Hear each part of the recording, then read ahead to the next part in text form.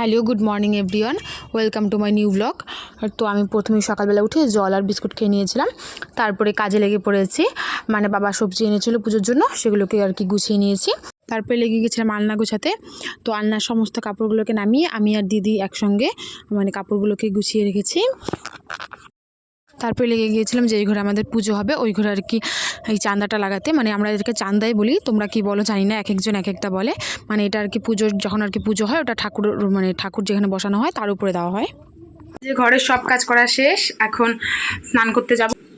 স্নান করে আবার এক জায়গায় যেতে হবে, মানে আমার সেদিন নিজে স্কুলের কাজটা হয় নাই, তো আজকে আবার যাব দোকানে আইডি ট্রান্সফারটা নিয়ে আসবো।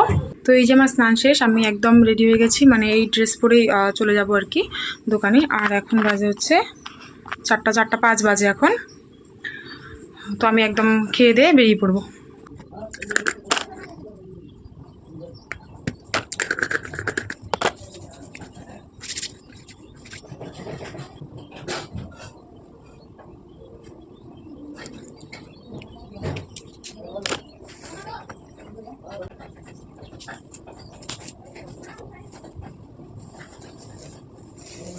ওই যে পিছনে যে পর্দাগুলো দেখা যাচ্ছে, ওগুলো আজকে লাগিয়েছি, দুটো দেখাচ্ছি।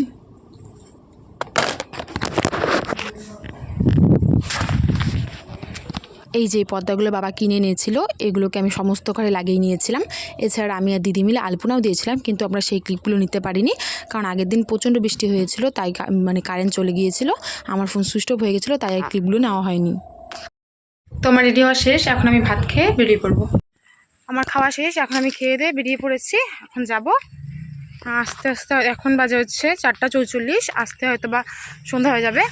তো আমি ওখানে গিয়ে মোমো আর চিকেন চপ খেয়ে নিয়েছিলাম।